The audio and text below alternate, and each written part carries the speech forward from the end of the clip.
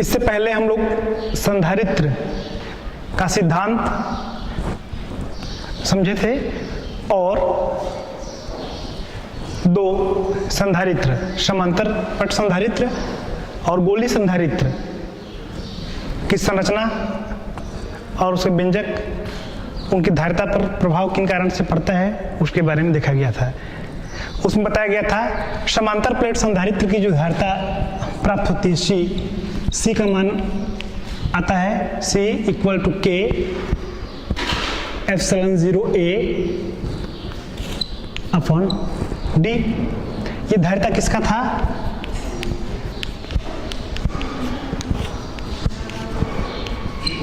समांतर प्लेट संधारित्र के लिए। और एक संधारित्र बताया गया था गोली,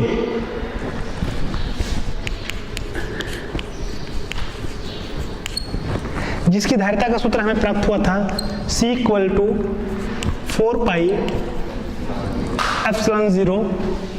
परावैद्युत माध्यम है तो उस स्थिति में उसको लेकर के एप्सिलॉन 0 K और AB upon B minus A, ये दोनों सूत्र थे। थोड़ा सा दोनों में तुलनात्मक देख लेते हैं। समांतर पट संधारित्र की धारिता C equal to K epsilon 0 A upon D और गोली संधारित्र की धारिता C equal to 4 pi epsilon 0 K AB upon B minus A। धारिता को प्रभावित करने वाले जो सबसे शुरुआत में सिद्धांत बताया गया था उसमें वो तो एक जनरल सभी के लिए था। अब उपकरण की जो बनावट है उस बनावट के आधार पर क्या यहाँ पर देख लेते हैं, तो धारिता का मान यहाँ पर भी किसमें, समांतर पट संधारित्र में परावैद्युत माध्यम की उपस्थिति में धारिता क्या होती है, बढ़ जाती है। के का मान इससे क्या है, अनुक्रमानुपाती है ना। तो इस कारण से मतलब यहाँ पे हम देख रहे हैं तो C का मान अनुक्रमानुपाती किसके, इसमें इधर K अधिक होगा तो C का मान अधिक होगा। K अधिक होगा से तात्पर्य अधिक परावैद्युतांक वाला पदार्थ वहां पर।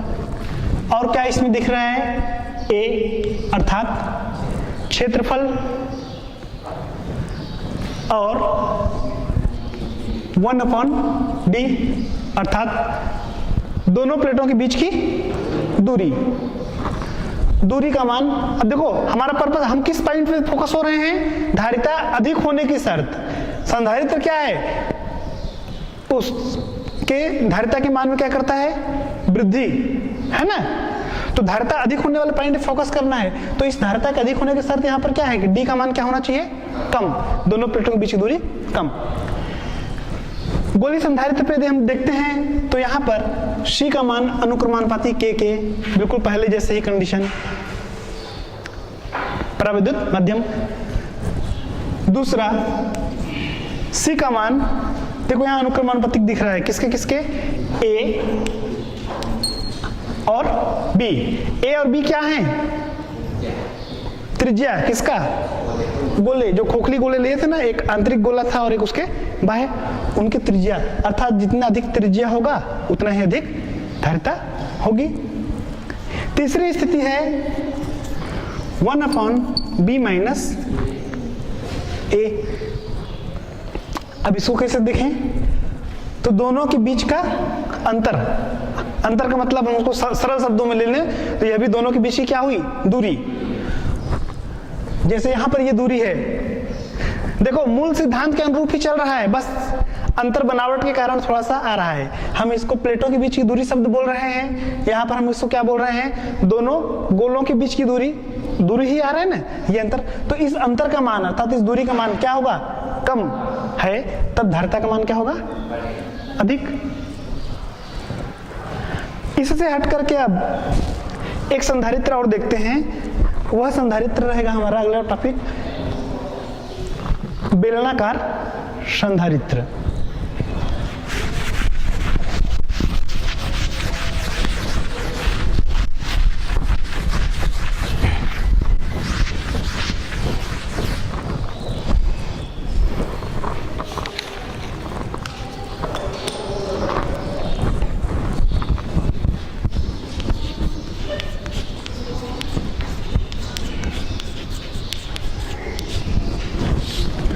बेलनाकार संधारित्र, इसमें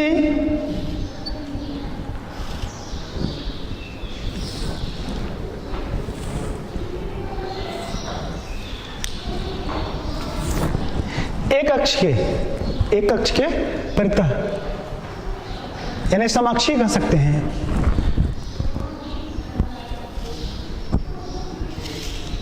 दो बेलन ले लेते हैं, जिसमें एक बेलन को हम कहेंगे आंतरिक और एक बेलन हो जाएगा बाह्य।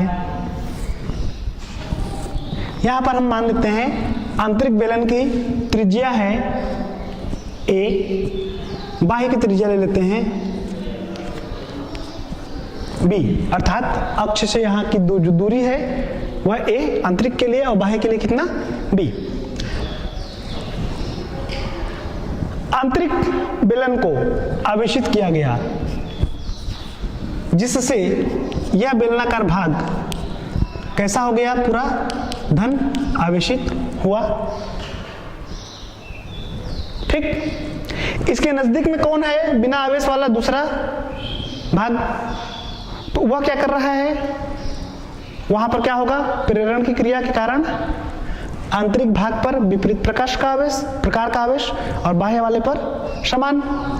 तो यहां पर क्या हो जाएगा, ऋण ऋण ऋण, इन सब में ऋण आवेश। बाह्य में जो धन आवेश आ रहा है, बाह्य भाग किससे जोड़ देते हैं हम, पृथ्वी से। माना इस बेलन पर जो आवेश दिया गया है, कौन से, ए त्रिज्या वाले, उसके प्रति एकांक लंबाई में आवेश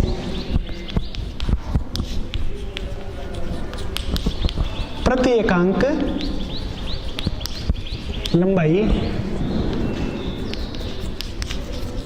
आवेश मतलब क्या, ऐसा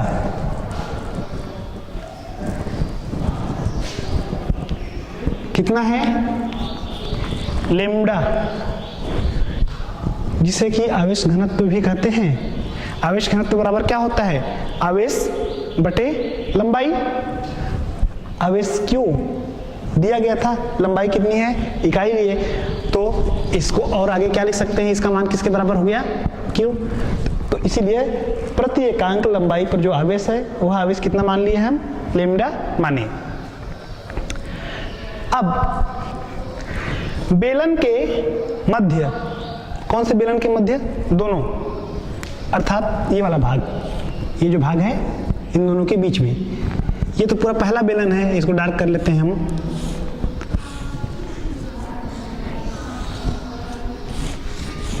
ये जो बेलन है और ये क्या है यहां पर, अक्ष। तो इस अक्ष से r दूरी पर, यहां पर नहीं बल्कि इन और इसके बीच में, इस बेलन, दोनों बेलनों के मध्य में r दूरी पर विद्युत क्षेत्र की तीव्रता, उस तीव्रता का मान हो जाएगा E बराबर 1/2 पाई epsilon 0 k lambda upon r। समझ में आ गई बात। यहाँ पर लैम्डा क्या है, प्रति एकांक लंबाई पर आवेश का मान, r जो है यहाँ से उस स्थान तक की दूरी दोनों बेलनों के मध्य की, जहाँ पर हमको तीव्रता की हम गणना या जहाँ पर हम तीव्रता देख रहे हैं। k क्या है, इन दोनों के बीच में माध्यम का प्रविद्युतांक। अब इन दोनों के बीच में, अर्थात इसके और इसके दोनों बेलनों के बीच में विभवांतर, क्या, विभवांतर। तो विभवांतर बराबर क्या हो जाएगा, विभवांतर बराबर विद्युत क्षेत्र में एक बिंदु से दूसरे बिंदु तक के एकांक धनावेश को ले जाने में किया गया कार्य, यही बताया गया है परिभाषा। हाँ, तो ये हो जाएगा A और B के बीच विभवांतर बराबर, अभी जैसा कि बोले तीव्रता गुणी दूरी, बात सही है, लेकिन कई परिस्थितियां ऐसी हो जाती हैं कि उस परिस्थिति में हम जो सूत्र जानते हैं या जो सूत्र है एक ही कंडीशन या एक ही मान ज्ञात करने के लिए भौतिकी विज्ञान और गणित में एक से अधिक तरीके और सूत्र रहते हैं जो कि वहां पर संबंधित परिस्थितियों के अनुसार प्रयोग किए जाते हैं। हाँ, तो यहाँ पर तीव्रता गुणा जो दूरी है उस जिस सूत्र पे हम पहले इसके पूर्व के धारिता के मान को ज्ञात किए थे उस सूत्र से हट करके एक अन्य सूत्र का प्रयोग करते हैं। वह सूत्र कौन सा? विद्युत क्षेत्र की तीव्रता और विद्युत विभव में संबंध जो ऐसा बताया गया था। किस तरीके से? E = -dV/dr ऐसा व्यंजक बताया गया था जिसे क्या कहा गया था? दूरी के साथ विभव के मान में परिवर्तन अर्थात विभव प्रवणता, इसका उपयोग करेंगे। यहां भी वही संबंध है लेकिन गणितीय तरीका थोड़ा सा अलग तरीके का। तो ये विभवांतर बराबर हो जाएगा एकांक धनावेश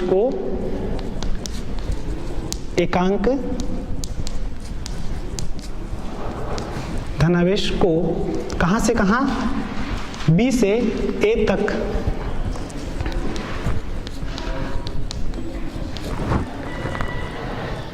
एकांक धनावेश को B से A तक के लाने में किया गया कार्य, A तक लाने में किया गया कार्य।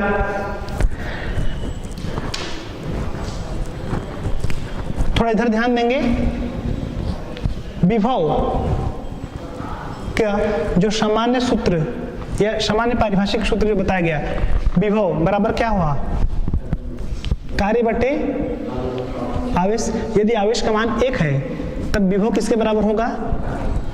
तो इस विभव का मान इस कार्य का मान ज्ञात करने का मतलब किसका मान पता हुआ? विभव का। इस विभव के लिए हम इस सूत्र का उपयोग कर लेंगे।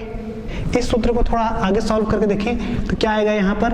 dV = E/dr आ रहा है ना। इसको और ले लें तो इस सूत्र से V बराबर क्या हो जाएगा? V बराबर हो जाएगा समाकलन कुल मान E/dr।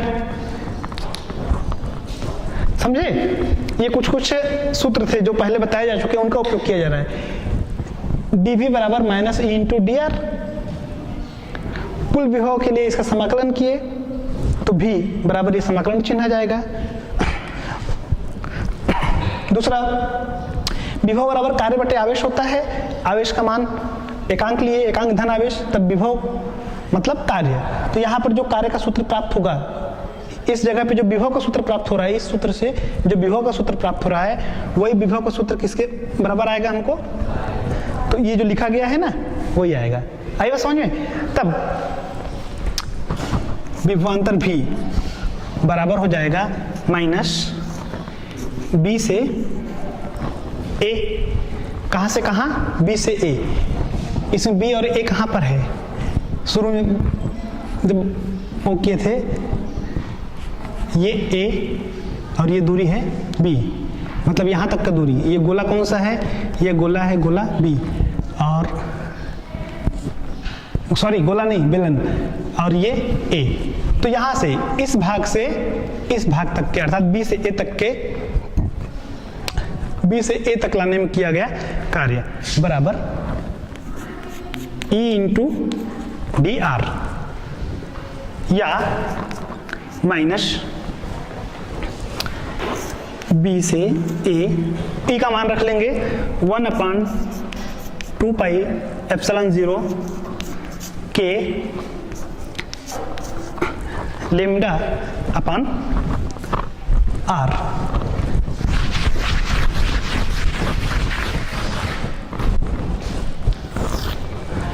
या V = -1/2πε0 λ/K और इधर हो जाएगा 1/r। ये जो dr है, E का मान रखा हूं मैं, यहाँ पर dr को लगा देंगे ऐसे इंटू डी आर। यह ऋण चिन्ह क्या दर्शाता है? ऋण चिन्ह क्या दर्शा रहा है? उसका विरोध कर रहा है, ठीक है, किसका विरोध करता है? उस धनावेश को लाने में जो कार्य करते हैं उस कार्य का विरोध। अब इसको समाकलन करते, कहां से कहां जा रहा है? बी से ए तक, माइनस 1/2 पाई एप्सिलॉन 0 के, इधर जाएगा लेमडा, इसका हो जाएगा लॉग ई बेस पर आर, बी से ए। 1/x का जब समाकलन करते हैं तो कितना आता है? log x आता है, minus lambda upon 2 pi epsilon 0 के। चलो इसको मान रख लेते हैं, तो आ जाएगा a minus log E base पर कितना? b।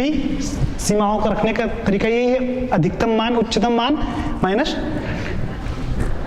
थोड़ा सा क्रम चेंज कर दें तो ये आ जाएगा माइनस 2 पाई एप्सिलॉन 0 के, इधर हो जाएगा लॉग ई बेस पर, ये पहले आ जाएगा b minus log a. Log m minus log n बराबर क्या होता है? Log m upon n। वैसे ही हो जाएगा यहाँ पर, तो 1/2 पाई एप्सिलॉन 0 के, सॉरी 1/2 पाई एप्सिलॉन 0 के इंटू लेमडा पढ़ेंगे, या फिर लेमडा अपॉन डायरेक्ट पढ़ लें, इंटू लॉग कितना आ जाएगा? b upon a। ये किसका मान आया? v का मान। v का मान कितना आया यहाँ पर? v equal to lambda upon 2 pi epsilon 0 K log b upon a। यदि इस संधारित्र की धारिता कितनी है? c है। इस संधारित्र की धारिता क्या है? c। तब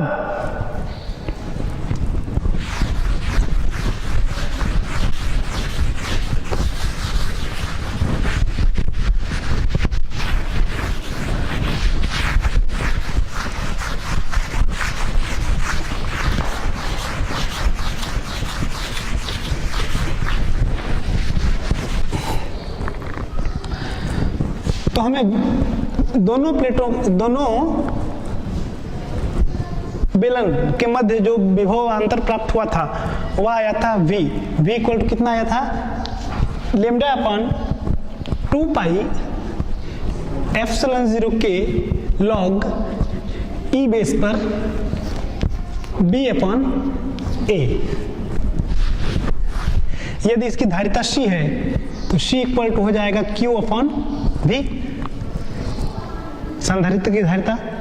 यहां पर हम मान रखते हैं, प्रारंभ में बताया गया था प्रति इकाई लंबाई पर आवेश का मान, q का मान कितना? लेमडा। v का मान यहां से रख लेते हैं, इसको दे देते हैं समीकरण नंबर 1। तो समीकरण 1 से मान रखने पर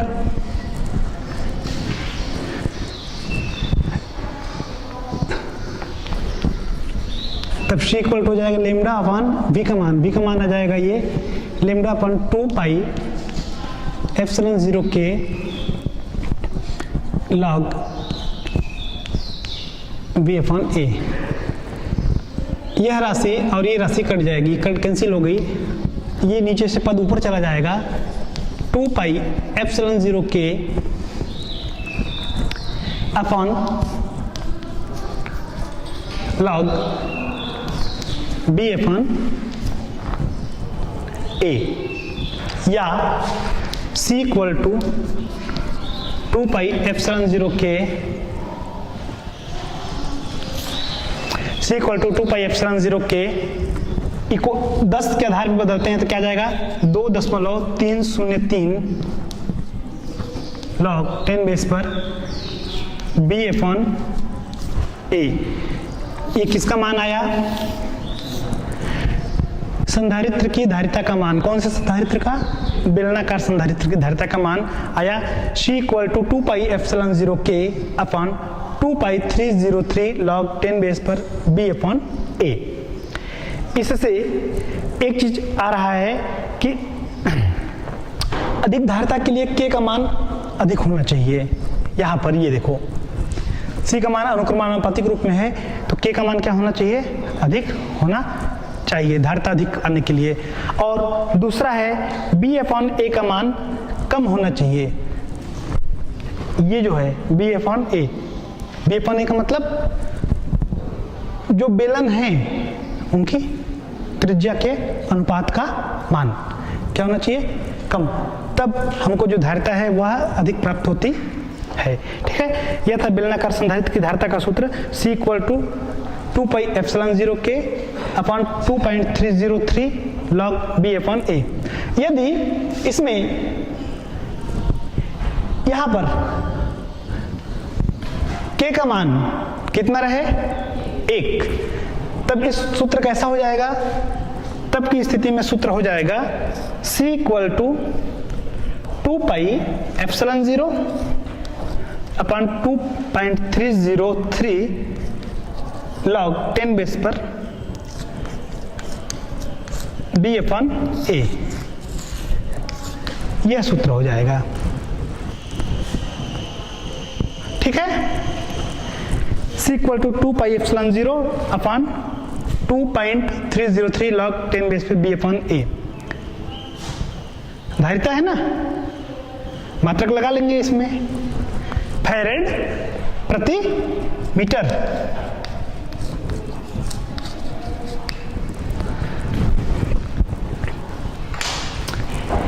इसके बाद हम देखेंगे अगली स्थिति।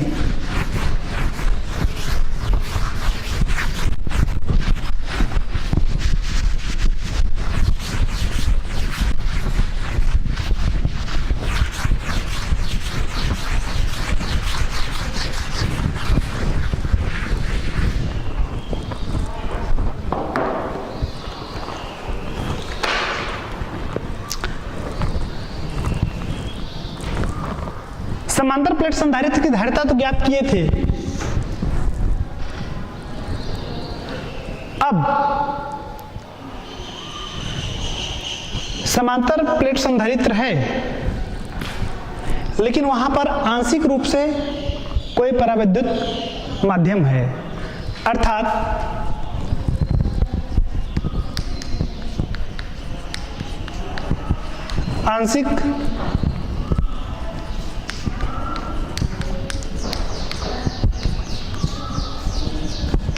आंशिक रूप से परावैद्युत पदार्थ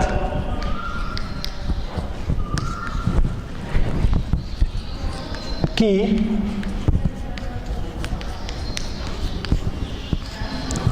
उपस्थिति में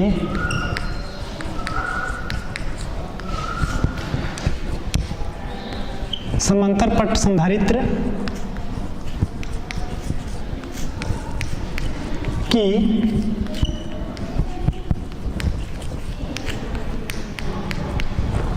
धारिता,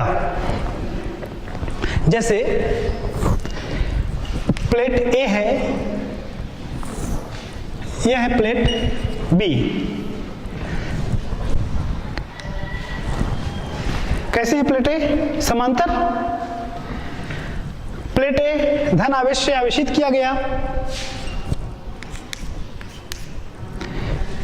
प्लेट B जो वह भाग जो A की निकट है उस पर क्या आया, ऋण आवेश, और वह भाग जो दूरवर्ती तल पर है उस पर क्या रहेगा, धन आवेश।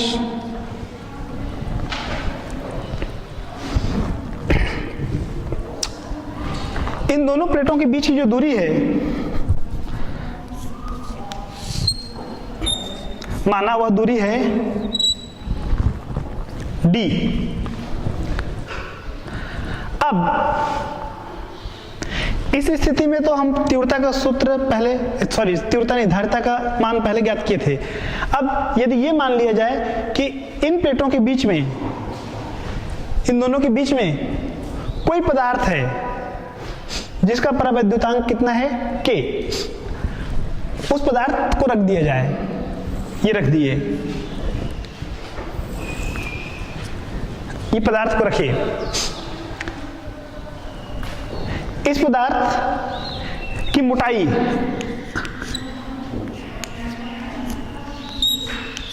T है, कितना है? T। ऐसी स्थिति में इस संधारित्र की धारिता क्या होगी? इन स्थिति में या इस स्थिति में इसकी धारिता का मान पता करना है हमें। यह भाग कैसा हो जाएगा? ऋण, और यह भाग कैसा? धन।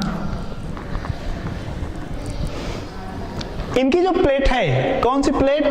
प्लेट ए और प्लेट बी। माना प्लेटों पर आवेश का पृष्ठ घनत्व, प्लेटों पर आवेश का पृष्ठ घनत्व से तात्पर्य है आवेश का वितरण। सिग्मा इक्वल टू है, सिग्मा है, जहां पे सिग्मा इक्वल टू आ जाएगा Q अपॉन A, अर्थात ए क्षेत्रफल पर कितने आवेश वितरित हैं? Q। थोड़ा एक कंडीशन सोचो जरा, जैसे ये रूम है, ये इसकी जो चौड़ाई है 10 मीटर है, और यहाँ पर 2 मीटर तक के हम क्या रख दिए? कुछ सामान रख दिए। खाली जगह कितना बचेगा? ये 2 मीटर तो पैक हो गया, तो बाकी बचा हुआ कितना रहेगा? 8। यही हुआ ना। तो वैसे ही ये जो बीच में T वाला भाग है, इतना भाग, T मोटाई वाला भाग, वो क्या है? पदार्थ है। बाकी भाग क्या है? खाली। खाली मतलब वहां पर क्या है? वायु या निर्वात। तो उस वायु की परत में, उस वायु की परत में, मतलब कौन से भाग पर? इस भाग पे तीव्रता, विद्युत क्षेत्र की तीव्रता, अर्थात यहां पे लिखेंगे वायु परत में।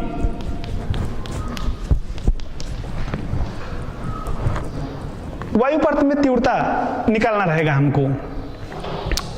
तो E0 equal to sigma upon epsilon 0।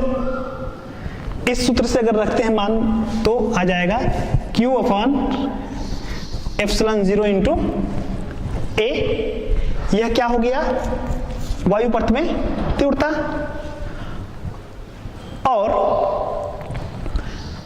ये जो है भाग माध्यम, ठीक है, पदार्थ, वहां पर तीव्रता कितना होगा? तो वहां पर अर्थात माध्यम में, तो ये माध्यम की तीव्रता को हम लेते हैं संकेत E से, तो E इक्वल टू आ जाएगा इसी तरीके से सिग्मा अपॉन K एप्सिलॉन 0, या ऐसा कहें Q upon K epsilon 0 A। यह है समीकरण नंबर 2। विभवांतर, इसके और इसके बीच में क्या?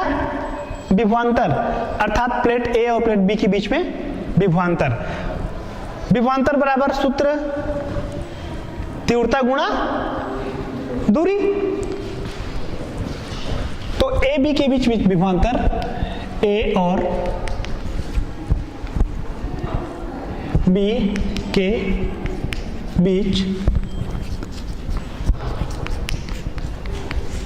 विभवांतर। विभवांतर बराबर तीव्रता गुणा दूरी। क्यों बताओ? क्योंकि विभवांतर मतलब क्या? कार्य, ठीक है, और कार्य मतलब क्या होता है? बल गुणा विस्थापन, वही हुआ ना। अब बल के रूप में यहां पर कौन है? तीव्रता। अब विस्थापन के रूप में क्या हुआ? दूरी।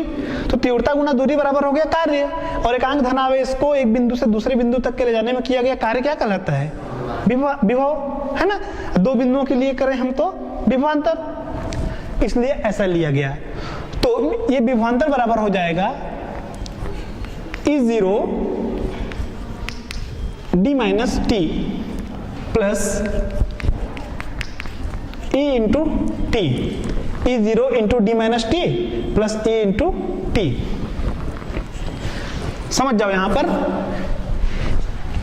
ये E0 क्या है? तीव्रता। कहां की तीव्रता? वायु वाला। और ये क्या है? दूरी। d माइनस टी दूरी का मतलब इतने भाग को छोड़ करके बाकी ये वाला भाग, ये वाला भाग, ये। वैसे ही E कहाँ पर तीव्रता, माध्यम में, गुना T, T मतलब वहां मोटाई है अर्थात वहां की दूरी। इसको सॉल्व कर लेंगे। अब इसमें मान रखेंगे हम, E का मान, इसका मान, तो E का मान रख लेंगे Q upon epsilon 0 A into D minus T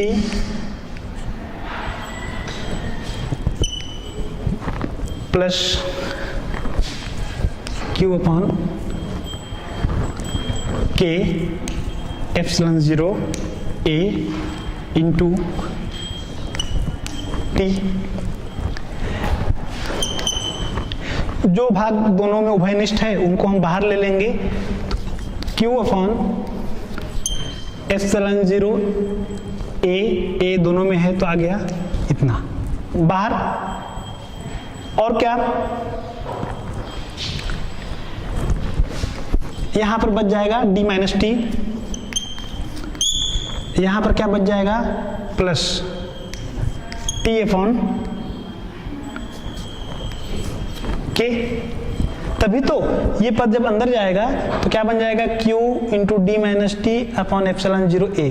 यही पद जब यहाँ पर गुणा होगा तो क्या बन जाएगा Q इंटू T, देखो Q इंटू T, और एप्सिलॉन 0 A है, K बचा हुआ है तो K को यहाँ पर कर लिए, दे क्या गया ऐसे।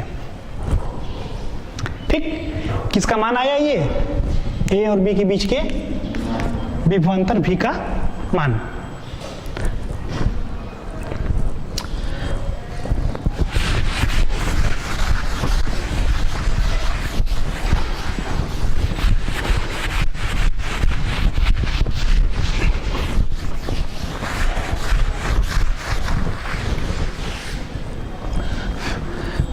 तो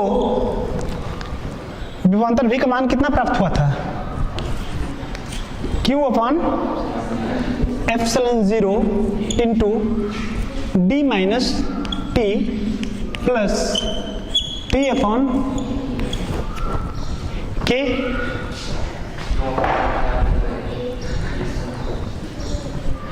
V equal to Q upon epsilon 0 A। ठीक है, अब देखो इसमें क्या है, V equal to Q upon epsilon 0 A, जब यहां पर गुणा हो जाएगा तो Q into D minus T upon epsilon 0 A। कौन सा का हो गया ये, वायु वाले का, और माध्यम वाले के लिए क्या हो जाएगा Q into T epsilon 0 A into K। किसका मान है ये, V का मान। अब अगर हम लेते हैं कि इस स्थिति में इस संधारित्र की धारिता C है, तब सूत्र C बराबर क्या हो जाएगा Q अपॉन V। यहां पर मान रख लें, इस V का मान रखते हैं तो Q upon epsilon 0 A into D minus T plus T upon K। यह Q कैंसिल हो जाएगा, क्या बचेगा C इक्वल टू, ये पद ऊपर चला जाएगा, एप्सिलॉन 0 A, ये पद ऊपर चला गया, नीचे बचेगा D minus T plus T upon K। इसको और सॉल्व करें, एप्सिलॉन 0 A अपॉन ये D माइनस D, ध्यान देना थोड़ा, मैं D लिख लिया। अब उसके बाद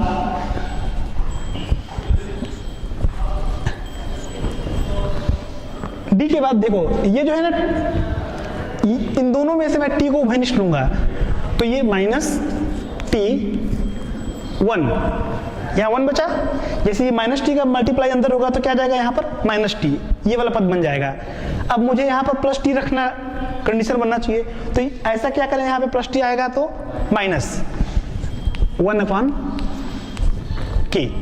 तो C इक्वल टू प्राप्त हुआ epsilon 0 A upon D minus T into 1 upon K। यह है आंशिक रूप से अगर परावैद्युत माध्यम है तब की स्थिति में C equal to epsilon 0 A upon D minus T into 1 upon K, धारिता का मान। इस सूत्र से हम देखते हैं कि अन्य फैक्टर तो प्रभावित करते ही हैं, अन्य फैक्टर मतलब ये क्षेत्रफल तो प्रभावित कर ही रहा है, लेकिन हमारे लिए मुख्य फैक्टर क्या है? मुख्य फैक्टर है ये माध्यम, कि इस माध्यम की उपस्थिति से क्या फर्क पड़ता है। तो हम यहाँ पे देख रहे हैं कि उस माध्यम की उपस्थिति से जो दूरी है, दूरी के मान में यहाँ देखो ऋण चिन्ह है ना, तो दूरी का मान क्या हो रहा है? कम हो रहा है। प्रारंभ से ही बताया जा रहा है दूरी जैसे कम होती है तो धारिता का मान क्या होता है? बढ़ जाता है। अर्थात निष्कर्ष ये आ रहा है कि समांतर पट संधारित्र की दोनों प्लेटों के बीच, दोनों पट्टों के बीच में आंशिक रूप से परावैद्युत माध्यम भरे जाने पर उसकी धारिता बढ़ जाती है ना। तो यह था संधारित्र के बारे में। तो हम लोग संधारित्र क्या है और किस सिद्धांत से, या ऐसा कहें कि इसका सैद्धांतिक क्रियाविधि को पढ़े, उसके साथ साथ में संधारित्र के प्रकार जिसके अंतर्गत समांतर प्लेट संधारित्र, गोलीय संधारित्र, बेलनाकार संधारित्र और एक स्थिति जिसमें समांतर पट संधारित्र की प्लेटों के बीच में कोई माध्यम हो, उस स्थिति में धारिता का व्यंजक प्राप्त किए। ठीक है, ठीक है, धन्यवाद।